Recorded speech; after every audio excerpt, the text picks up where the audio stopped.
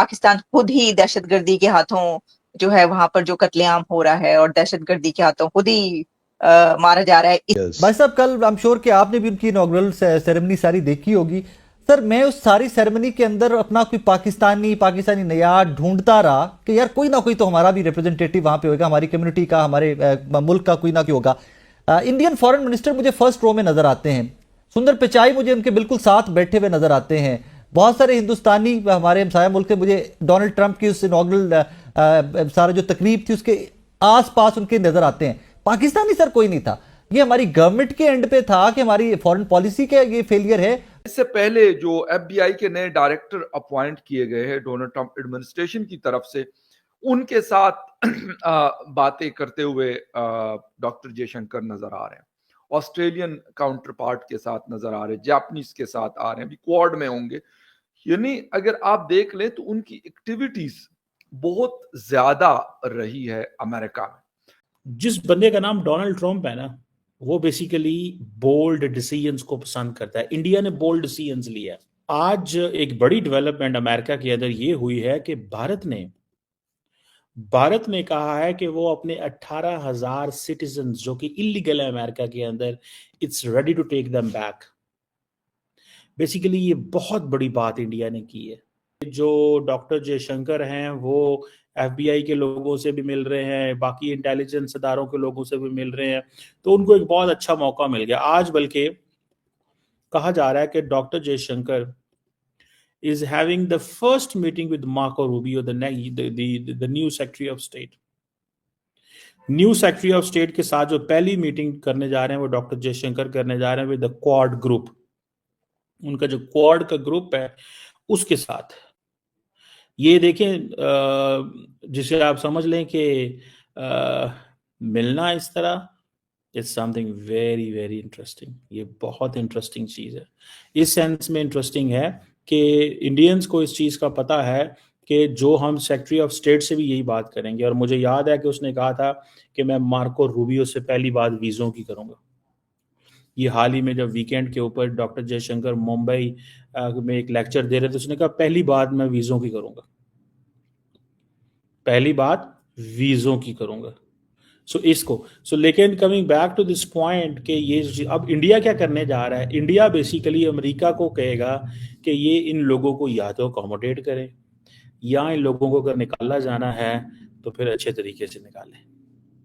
और दूसरा, इंडिया बात करेगा H1B वीजास। तकरीबन जिसे आप कह रहे हैं कि 368,000 H1B वीजास दिए गए, 3/4 वर इंडियंस।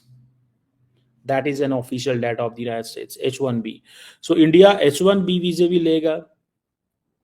इंडिया अपने लोगों को ऑनरेबली रिपैट्रिएट भी करेगा, इनको वापस भी बुलाएगा। ठीक है जी। और इंडिया सुनने में आ रहा है कि कोई माइग्रेशन के एग्रीमेंट्स भी साइन करने जा रहा है, इंडिया अमेरिका के साथ करेगा। और जैसे इन्होंने सऊदी अरब, जापान, इजराइल बहुत सारे मुल्कों के साथ किए हुए हैं, ये इनके साथ भी करने जा रहा है। और इंडिया और अमेरिका जो कोऑपरेशन है that is going to be on mobility. ये एक मोबिलिटी के ऊपर जो है वो होने जा रहा है। अब समझ लें कि लीगल माइग्रेशन जो है वो तैयार हो रही है। और लीगल माइग्रेशन के जितने भी तरीके हैं, ठीक है, 18,000 वापस ले लो, 18,000 वापस ले लो, और 18,000 वापस ले लो, और कोई 1,02,000 जो है वो ले जाओ, लेकिन किसी और तरीके से ले जाओ। 1,02,000 किसी और तरीके से ले जाओ। That is going to be the policy. ये वो पॉलिसी है जो नजर आ रही है मुझे। और इस सिलसिले में समझ लें कि ये जो जिसे वो कहते हैं ना, वो कहते हैं जी कि हम इंडिया, आपको पता है, अच्छा मजे की बात यह है कि पूरी दुनिया के अंदर इंडियंस इलीगल हैं लेकिन बदनाम पाकिस्तानी होते हैं। वो कैसे? बिकॉज इंडियंस जाते बड़ी इज्जत से हैं। इंडियंस मारते हैं छलांग यहाँ से Mexico I think on arrival visa, वहां से डंकी लगा के अमेरिका। यूरोप जाते हैं, यहाँ से वो ईस्टर्न यूरोप कहीं पहुंच जाते हैं, सर्बिया, कोसोवो, इधर उधर, वहां से बीच में से डंकियां लगा के यूरोप। हमारे लोग बेचारे सख्त, उनको तो टर्की का वीजा भी नहीं मिलता, तो टर्की पहुंचते हैं, वहां से वो आगे चले जाते हैं। ठीक है जी। सो मुझे ऐसे लगता है कि ये चीज़ जो है इट्स देयर। इंडिया जो है वो जिसे आप कहेंगे कि एक इलीगल माइग्रेंट्स में एक कंट्रीब्यूटर ज़रूर है, लेकिन वो उनका जो ज़्यादा ध्यान है, जो ज़्यादा फोकस है, वो कहते हैं कि हमारा सारा जी H1B है। सो उन्होंने कहा कि इससे पहले कि इंडियंस को निकाला जाए किसी इस तरीके से जिससे हमारे लोगों की बेइज्जती हो, क्योंकि अब हम बड़े अमेरिका के कॉम्प्रिहेंसिव स्ट्रेटेजिक पार्टनर हैं, तो हमारे लोगों को ऐसे ना निकाला जाए। लेकिन that's how they do it, that's how they do it. मेरा ख्याल है जो पाकिस्तान के इंटीरियर मिनिस्टर हैं उनको भी जारी बात है अमेरिकन एडमिनिस्ट्रेशन से इस हवाले से बात करनी चाहिए। ठीक है जी। और ये जो मैक्सिको, वेनेजुएला, ग्वाटेमाला, ये वो मुल्क हैं जहाँ पे ज़्यादातर इंडियंस पहुँचे हैं, वहाँ पे जहाँ से वो आगे फिर निकलते हैं। और फिर इसमें आप देख लें कि ये अब एक तरफ इंडिया अपने लोगों को निकाल लिया, इस चैनल से निकाल लिया, ठीक है, कि हमें वापस कर दें, हमारे लोगों के साथ ज्यादती ना हो, हमारे लोगों के साथ ज्यादती ना हो। देखें, ये इसको कहते हैं प्रीएम्प्ट करना। इंडियंस ने प्रीएम्प्ट किया है, ठीक है जी। और मैंने ये महसूस किया है कि उन्होंने जब लास्ट टाइम, अब देखें ना, पता चल रहा है, जब लास्ट टाइम डॉक्टर जयशंकर दिसंबर में गए थे अमेरिका, तो उन्होंने तमाम जो कौंसल जनरल्स थे इंडिया के, उनसे मुलाकातें की वहाँ पे, और मुलाकातों के अंदर एक ही बात डिस्कस होगी कि हमने डोनाल्ड ट्रंप को कैसे एंगेज करना है। तो बड़ा एक स्किलफुली ट्रंप अपने आप को पोजीशन कर रहे हैं। जहाँ तक पाकिस्तान का ताल्लुक है, मेरा अपना ख्याल ये है कि अगले 4 साल पाकिस्तान के लिए मुश्किल हैं।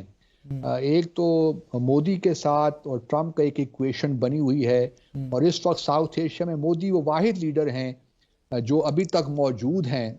बाकी तो तमाम साउथ एशिया में आप देखिए तो इलेक्शंस हो गए, नए लोग आ गए, चाहे वो श्रीलंका हो, बांग्लादेश हो, पाकिस्तान हो, तो सारे नए चेहरे हैं। सिर्फ भारत के प्राइम मिनिस्टर मोदी हैं जिन्होंने ट्रंप के साथ पहले भी काम किया है।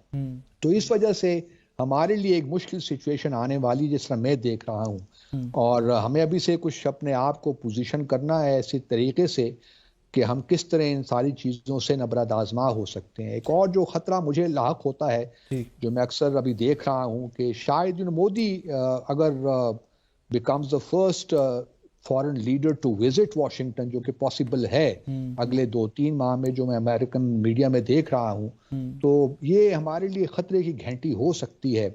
उसमें चूंकि इस वक्त हम UN United nation security council के मेंबर भी हैं, तो मेरा अपना ख्याल ये कि हमारे जो मामलात हैं, हमारे लिए ख़ास तौर पे कश्मीर पे हमारे लिए कोई ख़ास स्पेस नहीं रही, महदूद हो गई है कि हम कश्मीर पे कुछ कर सकें। इसी तरह जो एक और ख़तरा लाक हो सकता है वो ये है कि मोदी और India this time round play some role between Kabul and Washington, Taliban और उनके दरमियान ब्रिजेस जो हैं, जो गैप हैं, उनको ब्रिज करने का। तो ये हमारे लिए बड़ा ऑमिनस है। एक ज़माना था कि हमने दोहा में डायलॉग हम फैसिलिटेट करते रहे, और उसके नतीजे में 29 फरवरी 2000 इसको दोहा एकॉर्ड्स, 2020 में एकॉर्ड्स भी हुए, दोहा एकॉर्ड्स। लेकिन अगर अब इंडिया वो रोल प्ले करता है तो ये हमारे लिए परेशान कुन बात तो होनी चाहिए। दोस्तों, डोनाल्ड ट्रंप ने दूसरी बार अमेरिका के राष्ट्रपति पद की शपथ ली। डोनाल्ड ट्रंप के शपथ समारोह में दुनिया भर से मेहमान आए थे, लेकिन भारत को विशेष महत्व दिया गया। दोस्तों, भारत की तरफ से हमारे विदेश मंत्री doctor S Jaishankar Donald Trump के शपथ समारोह में गए थे। डोनाल्ड ट्रंप के शपथ समारोह में भारत के विदेश मंत्री डॉक्टर S जयशंकर प्रथम पंक्ति में बैठे दिखाई दिए। दोस्तों, डॉक्टर S जयशंकर को प्रथम पंक्ति में बैठा देख पाकिस्तानियों ने अमेरिका और भारत के संबंधों को देखकर परेशान हैं।